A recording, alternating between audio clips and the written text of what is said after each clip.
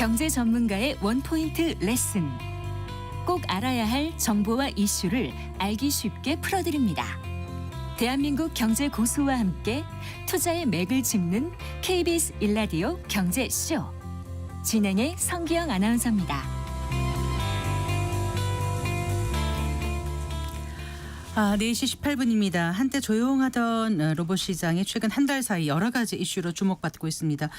일명 노란봉투법 수혜주로 분류되더니 정부가 로봇 산업 발전에 제약이 되는 관련 규제들을 개선하겠다고 나서면서 관심을 받고 있습니다.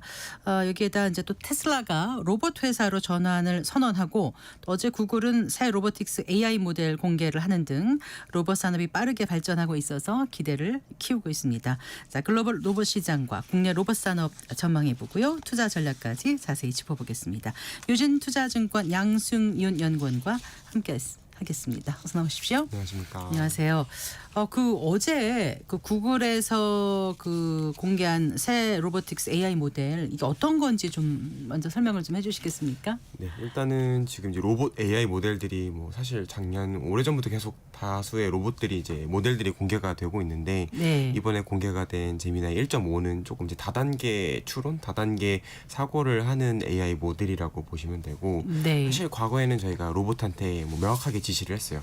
뭐 이거 집어줘, 이거 해줘 이렇게 네네. 얘기를 하면은 로봇이 그걸 듣고 딱 그 작업만 수행하는 형태였다라고 하면은 네네. 이제 로봇이 조금 더 고차원적인 사고를 할 수 있어요. 뭐 예를 들어서 제가 막 배가 고프다라고 하면은 뭐 사람이 배가 고프니까 뭐 먹을 걸 먹어야겠지. 근데 먹을 게 어디에 있을까? 뭐 집에 있다고 하면은 뭐 냉장고에 있을 테니까 내가 부엌으로 가서 거기서 뭐 먹을 걸 꺼내자 줘야겠다. 이제 이런 식으로 해서 여러 단계, 여러 스텝별로 좀 생각을 하는 이제 그런 다단계 추론을 하는 모델들을 공개를 한 거여서 네. 이번에 이제 뭐 제미나이 1.5를 통해서 조금 더 이 로봇들이 한 이제 더 상위의 레벨의 또 고차원적인 사고를 할 수 있는 그런 형태가 될 거라고 생각을 하고 예를 있습니다. 들어서 빨래 분류라든가 쓰레기 재활용이라든가 이런 거 다 할 수 있어지는 건가요? 점점 가까워져 가는 상황입니다. 빨리 좀 더 개발이 됐으면 하는 바람을 주부의 입장에서 네. 또 갖게 되고 많은 분들이 좀 기대는 많이 할 것 같아요. 이번에 네. 이거 나오면서요. 네.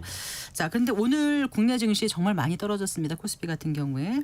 근데 로봇주는 초반에 굉장히 상승세, 급등세 보이다가 장 마감에 어떻게 끝났습니까? 한두 개는 확실히 많이 네. 올랐던 것 같고요. 네, 뭐 전체 다 보진 못했습니다만. 대표적인 기업이 이제 최근에 관심도 많이 받고 있는 뭐 로보티즈라고 하는 네, 기업이 네. 있는데 뭐 해당 기업이 오늘 그래도 한 5% 이상까지 좀 강세를 보이다가 네, 네. 장 마감은 한 2% 정도 상승해서 이제 끝난 상황이고 네. 나머지 대다수의 로봇 기업들은 지금 이제 마이너스로 전환이 된 상황으로 종료가 되었습니다. 네.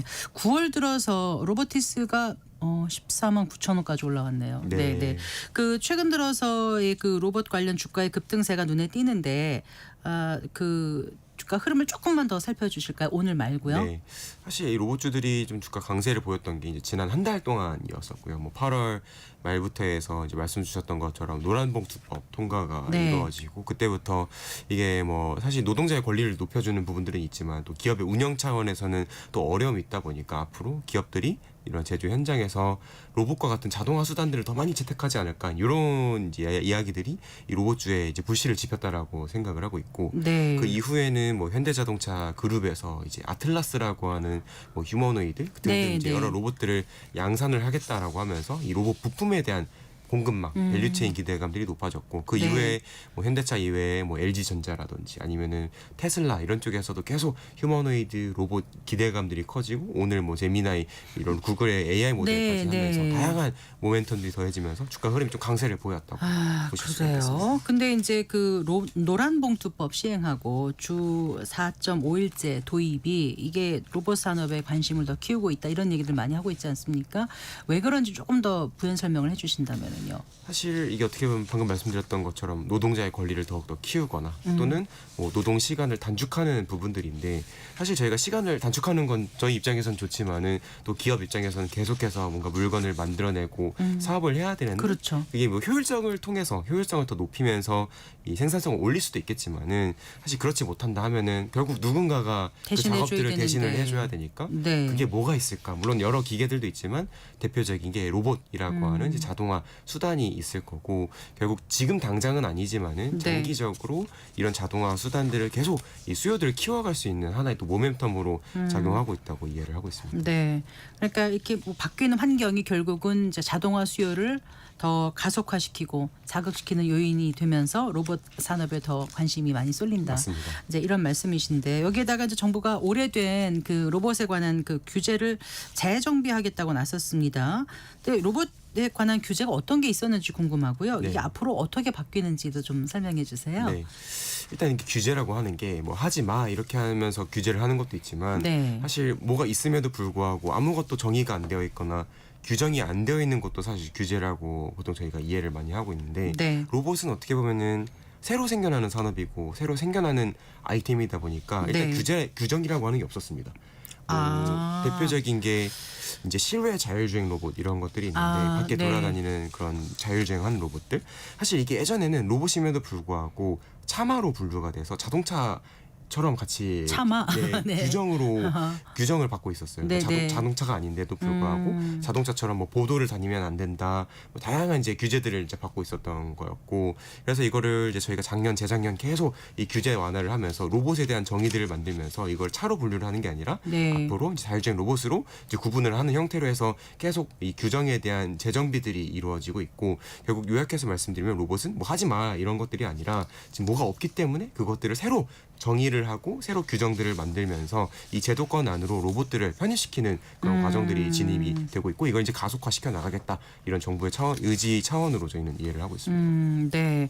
아무래도 그러면 이제 로봇 산업에는 이제 호재로 받아들여질 수밖에 없겠네요. 맞습니다. 근데 이제 또 리스크로 작용하고 있는 거는 어떤 게요? 이제 중국이나 다른 국가들은 애초에 규제가 없습니다. 그러니까 규정도 없고 그래서 이제 막 로봇들이 막 규정이 없음에도 불구하고 막 돌아다니게끔 허용도 해주고 뭐 이제 문제가 터지면 그때 이제 뒷수습을 하는 하고. 형태인데 네. 사실 이게 장단이 있습니다. 이게 그렇게 하면 조금 더 개발을 빨리 할 수 있고 어허. 조금 더 도전적으로 갈 수가 있지만 우리나라는 이제 그런 것들을 허용하기 좀 어려운 사회적인 분위기다 보니까 네. 장점은 이제 저희가 제도권 안에서 육성을 시킬 수 있다. 다만 개발의 속도 측면에서는 조금 이제 늦게 진행이 될 수 그런 있는 측면도 그런 부분들도 있다고. 완벽하게 호재로만 받아들일 수 없는 그런 맞습니다. 부분이 좀 있군요. 네. 네.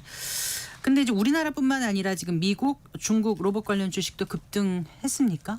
맞습니다. 지금 어느 정도인가요? 뭐 일본의 뭐 주요 기업들 한때 한 20-30% 정도씩 다들 이제 상승을 좀 기록을 하기도 했었어요. 근데 이 상승을 했던 이유가 이제 우리나라 아까 말씀드린 것처럼 뭐 정책적인 요인들도 있었었고 뭐 기업들의 뭐 투자 이런 요인들도 있었지만은 지금 해외 쪽은 아무래도 뭐 테슬라의 옵티머스가 네, 뭐 네. 양산이 되느냐 네. 아니면은 이게 뭐 공급 계약이 체결이 되느냐 이제 이런 이슈들의 영향을 좀 많이 받았다라고 저는 생각을 하고 있고 네. 근데 이게 제가 꼭 오늘 말씀을 드리고 싶었던 게 가짜 뉴스들이 너무 많아요. 꼭 말씀하시고 싶었다는 테슬라가 이제 뭐 예를 들어서 최근에 1만 대 로봇 공급을 계약 체결을 했다 이런 보도들과 여러 이제 이야기들이 나왔는데 사실 그게 아니었었거든요. 막 1만 대라고 하는 그게 게 어디서 나온 뉴스예요, 그러면요? 뭐 일부 이제 인터넷 매체나 이런 주요 매체가 아닌 쪽에서 네. 검증이 안 되고 나왔었어가지고 이 우리나라 이야기가 아니라 이제 해외 쪽 이야기였었고 그 이후에 이제 일론 머스크 대표가 이제 나와서 네. 아니다라고 이야기를 하면서 주가가 또 크게 뭐 우리나라도 영향을 조금 받기도 했었었고 미국과 뭐 중국, 일본 주요 로봇 기업들이 주가 흐름이 또 꺾이는 흐름들이 나와서 약간 이제 지금 기대감들이 굉장히 앞서 나가고 있는 상황에서 약간 그런 기대감들을 부르짖히는 그 부분들에 대해서 조금 팩트 체크가 필요한 시기이기도 하다라고 저는 네. 생각을 하고 있습니다. 어쨌든 일론 머스크는 옵티머스 3세대 손놀림이 뭐 인간에 필적할 만한 수준이 될 것이다 이렇게 얘기한 거 이거는 사실이 그거는 일론 머스크가 이야기를 했기 때문에 사실입니다. 아이고 네. 이제는 뉴스가 나와도 네. 급하게 반응할 게 아니라 한번 진위를 정확하게 맞습니다. 좀 가려내야겠네요. 네. 네. 그런데 그 옵티머스 휴머노이드 로봇에서 테슬라의 장기 가치의 80%가 나올 수 있다라고까지 얘기를 했어요.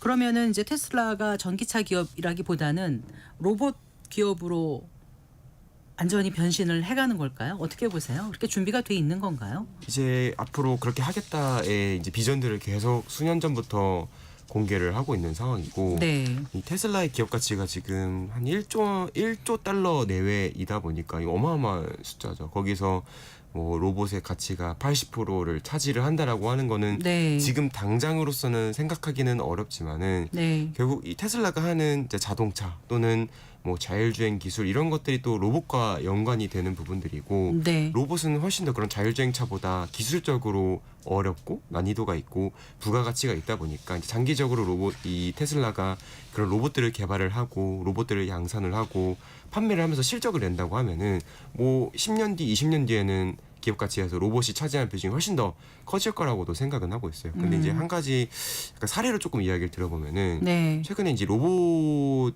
기업 중에서 미국에서 가장 주목을 받고 있는 게 피규어 AI라고 하는 네, 기업이 네, 주목을 많이 받고 네. 있는데 이 회사가 이번 주에 기업 가치를 390억 불을 평가를 받았어요. 390억 달러면 한국 얼마죠? 돈으로 거의 50조 원 정도 오. 수준이죠. 뭐 한국으로 따지면은 거의 현대자동차 수준의 기업 가치를 평가를 받은 건데 이게 이 회사가 지금 매출이 있느냐라고 하면은 매출이 없습니다. 거의 없을 거예요. 아직 판매가 안 되고 있으니까. 그럼에도 불구하고 50조 원의 가치를 부여받고 있다라는 거는 뭐 일론 머스크가 이야기하듯 테슬라의 옵티머스가 뭐 10,000대, 10만 대, 100만 대 공급이 된다고 하면은 네. 뭐 이야기하는 것처럼 기업 가치가 크게 올라갈 가능성들은 저희도 충분히 동의하는 부분이라고 생각을 합니다. 네. 그 테슬라 외에 다른 글로벌 로봇 기업들의 기술은 그럼 어느 정도까지 와 있는지 조금 더 짚어봐 주시겠어요? 사실 지금 점점 상향 평준화가 되고 있습니다. 상향 평준화. 네, 이제 거의 뭐 사실 상향 평준화라고도 하고 조금 이제 기술적인 벽에도 부딪히고 있다라고 이제 생각을 하고 있는데 네. 아직 이 로봇이라고 하는 게 이제 결국 인지 판단 수행을 자율적으로 그렇죠, 하는 그렇죠. 거고 네. 결국 저희가 지향을 하는 거는 수행은 할 수 있으니까 움직일 수는 있으니까 네. AI 인지 판단의 영역을 이제 트라이를 하고 있는 상황, 도전을 하고 있는 상황인데 사실 이 LLM이나 뭐 네. 챗GPT 이런 것들처럼 아직은 이 GPT 모먼트가 차지하지 않았다라고 저희가 보통 평가를 많이 GPT 해요. 모먼트가 어떻다고요? 그러니까 이제 GPT처럼 네. 이제 저희가 사실 챗GPT 이런 것들 써보면은 예. 저희가 간단한 작업 지시를 해도 놀라울 정도로 이 답변을 해주거나 네. 성과들을 보여주는데 로봇에서는 아직 쉽게 말하면은 저희가 기대하는 수준의 성과가 안 나오고 있다라는 네. 이야기인 거고 네. 결국 이거를 극복을 하고 이 더 한 단계 나아가기 위해서는 네. 이 AI를 발전을 시켜야 되는데 로봇 네. AI는 물리적인 AI다 보니까 이 물리 데이터로 학습을 시켜줘야 되는데 아직 그 물리적인 데이터가 어떻게 보면 이제 수급이 안 되고 있는 상황. 물리 데이터라는 게 움직임이기 때문에 맞습니다. 예, 로봇은 물리적인 휴머노이드 존재여서 로봇처럼 되려면 그러니까 물리 데이터가 필요하다. 필요하다. 네, 근데 아직 그걸 쌓고 있는 초입 단계다 보니까 저희가 원하는 수준의 기술이 아직은 안 나오고 있어서 다들 좀 벽에 부딪히고 있고 네. 그래서 뭐 일론 머스크의 그런 테슬라의 옵티머스가 뭐 휴머노이드나 로봇 쪽에서는 그래도 최고봉의 기술을 가지고 있다라고 이야기는 하지만 네. 뭐 현대자동차 그룹의 보스턴 다이내믹스 네. 아까 말씀드린 뭐 피규어 이런 기업들도 거의 다 비슷한 수준까지 저는 따라가고 있다라고 생각을 하고 있습니다. 피규어 같은 경우는 올해 12,000대, 앞으로 4년간 10만 대씩 뭐 할 수 있다 이렇게 지금 계획을 내놓고 있는 것 같은데 어쨌든 전 세계적으로 로봇 시장은 급속도로 성장할 것 같다는 생각은 들긴 하거든요. 근데 궁금한 거는 아무리 좋은 게 나와도 이제 그림에 떡이면은 소용이 맞습니다. 없지 않습니까? 네, 이게 네. 상용화되고 대중화돼서 실생활에서 접근 가능한 가격대가 돼야 될 텐데 그렇게 되려면 언제쯤 가능할 거라고 보세요? 보통 저희가 로봇 업계에서는 이렇게 이야기를 많이 합니다. 보통 이제 로봇을 살려면은 로봇을 한번 샀을 때 투자 회수, 그러니까 이 로봇을 사고 이제 그 산 비용에 대해서 저희가 이제 회수가 가능한 기간이 한 2년 이내로 들어와야지 로봇을 산다라고 보통 이야기를 많이 하는데 지금 휴머노이드 같은 경우는 뭐 거의 투자 회수하는데 10년 이상이 걸리고 있는 상황이어서 2년 이내로 그 투자 회수 기간이 떨어지는 데까지 저희는 한 10년 정도는 시간이 걸릴 거다라고 생각을 합니다. 왜냐하면 이게 로봇 가격이 아직 일단 비싸요. 지금 네. 대당 뭐 휴머노이드 같은 것들이 1억 원, 뭐 2억 원 수준이 아니라 10억 원, 뭐 수십억 원에 달하고 있는 걸로 좀 파악이 되거든요. 그래서 예. 가격이 일단 그렇게 비싸니까 네. 아무리 이 로봇들이 인간을 뭐 몇 명을 대체를 하고 그 이상의 부가가치를 낸다고 하더라도 그 저희가 투자 회수는 안 되는 이제 그런 상황이어서 네. 가격을 떨어뜨려야 되고 그리고 기술도 같이 발전을 해야 되는 아직 좀 멀었다 이렇게 저는 생각은 하고 있습니다. 중국의 로봇 분야 성장이 만만치 않아요. 근데 가격 면에서도 좀 싸고 대중적인 게 많이 나온다고 하는데 실제로 그렇습니까? 뭐 최근에 이제 중국의 뭐 유니트리 로보틱스라든지 주요 휴머노이드 기업들이 공개를 하는 네. 로봇들의 가격을 보면은 예. 뭐 1,000만 원짜리도 있고 2,000만 원짜리도 그건 있습니다. 어떤 걸 할 수 있는 로봇인데요? 뭐 똑같이 이제 휴머노이드처럼 이제 움직이고 아니면 보통 이제 그런 로봇들은 연구 개발에 많이 쓰입니다. 예를 기관 뭐 대학 연구기관이나 네. 기업체에서 그 로봇을 사가지고 이제 그 기업에다 그 로봇에다가 뭐 소프트웨어를 더 얹어서 개발을 한다든지 그 로봇을 통해서 아까 말씀드린 물리적인 데이터를 취득을 한다라든지 이런 개발 용도로 지금은 많이 쓰고 있는데 네. 이게 아직 가격이 싼 만큼 성능이 그렇게 좋지는 않아요. 그리고 네. 또 뭐 카탈로그 가격은 1,000만 원, 2,000만 원이라고는 하지만 할인돼줘요? 뭐 할인이 아니라 더 옵션을 붙이면은 더 비싸집니다. 올라가는 거예요? 아, 제가. 뭐 5천만 원 이상까지도 가서 중국이 싸고 좋다라고 하지만 또 현재 실제 그 로봇 업계에서는 뭐 여전히 비싸고 성능 측면에서는 문제가 있기 때문에 네. 뭐 중국도 좋긴 하지만은 중국도 더 나아가야 할 일이 아직 많이 남았다 이렇게 평가를 많이 네. 하고 있습니다. 자, 그런데 이제 그 로봇 산업이 이렇게 주목을 받지만 결국은 이제 어느 정도 실적이 나오느냐도 중요하지 않겠습니까? 맞습니다. 근데 실적이 올해 2분기 보더라도 주요 로봇 기업 합산 실적은 전년 대비 역성장했다 이런 분석이 나오기도 하던데 어떻게 보세요? 사실 실제로 매출과 그리고 뭐 손익 측면에서 둘 다 역성장을 기록을 했고요. 상반기 기준으로 봤을 때 뭐 이제 로봇 주요 기업들 매출 합산해서 보면은 한 올해 1.2조 원 정도를 기록을 했습니다. 매출액으로. 네. 근데 작년에 이제 1.2조 원을 기록했었었고 네. 올해는 한 1조 원 정도를 기록을 하면서 한 네. 10% 이상 이 감소를 한 상황이고 손익 측면에서는 전년도에 한 400억 정도의 손실을 기록을 했다가 합산으로 네. 올해는 거의 1,100억 정도의 손실을 기록을 하고 있어서 뭐 손실폭도 더 확대가 되고 있는 뭐 이제 전망의 그런 경기 상황이나 이 로봇 수요 자체는 아직은 좀 돌아서고 있지는 않는 상황이어서 네. 실적은 계속 역성장을 하고 조금 쉽지는 않은 상황이라고 생각을 하고 있습니다. 네. 어쨌든 미국의 지능형 로봇하고 중국의 대중적이고 좀 낮은 사양의 로봇 사이에서 우리나라 로봇 산업이 글로벌 경쟁력을 갖춰 나가려면 어떤 포인트를 잘 살려서 해야 될지 방향성을 좀 얘기해 주신다면요. 사실 저는 이제 결국 앞에서 말씀을 해주시긴 했지만은 제일 중요한 게 이게 아무리 좋아도 쓰지 못하면 의미가 없다라고 생각을 하고 있고 네. 그게 이제 기술적인 관점과 가격적인 관점이 있는데 사실 기술적인 부분들은 우리나라도 기술이 다 있어요. 뭐 휴머노이드 기술도 있고 뭐 AI 기술도 있고 하지만은 가격이 지금 이제 가장 또 크게 문제가 되고 있는 거고 결국 중국 로봇들과 경쟁해서 이기려면 저희가 가격이 중국 로봇과 거의 비등한 수준까지 가격이 떨어져야 되는데 그러기 위해서는 결국 로봇의 생태계가 확립이 되어야 된다. 이 네. 로봇을 완제품으로 만드는 기업들만 있으면 안 돼요. 왜냐하면 그 기업들이 어디선가 부품을 조달해 올 텐데 뭐 한국에서 싸게 부품을 조달해 오는 게 아니라 뭐 일본에서 비싼 부품을 사가지고 오고 독일에서 비싼 부품을 사가지고 오면은 가격 측면에서 저희가 중국을 이길 수가 없기 때문에 그러니까 중국이 네. 결국 강한 거는 중국 내부에는 다 생태계가 형성이 되어 있어서 이제 가격도 싸고 경쟁력이 있는 거여서 우리나라는 이제 중국과 같이 이런 생태계들을 먼저 확보를 하고 그러기 위한 이제 투자들이 좀 선행이 되어야 된다고 생각을 하고 있습니다. 전반적인 로봇 산업에 대해서 충분히 좀 이제 이해를 할 수 있는 시간이었는데 그럼 이제 앞으로 당장 주가는 어떻게 보고 가야 될지 추석 이후 올해 전망과 좀 중장기적인 전망은 어떻게 가져가면 좋을지 네. 투자 전략 좀 짚어주세요. 일단 단기 관점에서는 네. 사실 제가 이제 늘 말씀을 드리는 게 연말 연초에 로봇이 강하다고 이야기를 드리거든요. 왜냐면 뭐 올해는 이제 8월부터 조금 빠르게 주가 흐름이 움직이고 있지만은 이제 연말 연초가 되면은 뭐 이제 1월 달에는 예를 들어서 미국에서 CES라든지 네. 가전 아니면 박람회. 또 네. 이제 겨울에 뭐 엔비디아의 GTC라고 하는 컨퍼런스라든지 네, 네. 뭐 이런 주요 기술 컨퍼런스 전시회 같은 것들이 있고 전후로 해서 주요 기업체들에서 새로운 이 로봇들을 공개를 하거나 아니면 로봇에 대한 비전, 그러니까 앞으로에 대한 청사진들을 공개를 하는 시기여서 항상 연말 연초에 기대감들이 커지면서 주가도 같이 올라가는 모습들을 그럼 보였기 괜찮은 때문에 때가 오고 있는 거군요. 그 연말 연초에 기회들을 한번 노려볼 수 있는 시기는 오고 있다라고 생각을 합니다. 주의할 점은 어떤 게 있을까요? 주의할 점은 네. 기대감이 앞서 나가고 있고 앞서 말씀드린 것처럼 실적이나 저희가 흔히 말하는 펀더멘털 이 기업들의 실질적인 체력과 이 기대감 사이의 괴리가 점점 벌어지고 있어서 네. 변동성은 좀 커지고 있다. 뭐 하루에 상한가를 가기도 하지만 또 그 다음 날에는 뭐 10% 이상 하락하기도 하는 좀 단기적인 변동성들은 크기 때문에 제가 네. 이제 늘 로봇 쪽 투자에서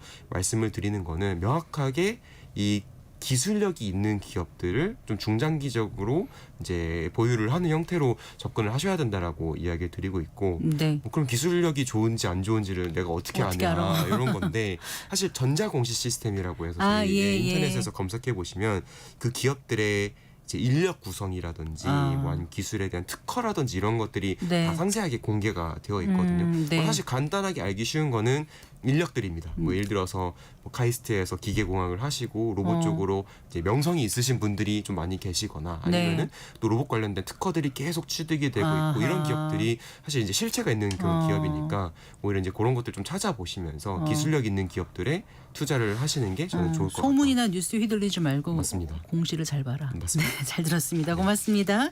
네, 유진투자증권 양승윤 연구원과 함께했습니다. 감사합니다. 고맙습니다.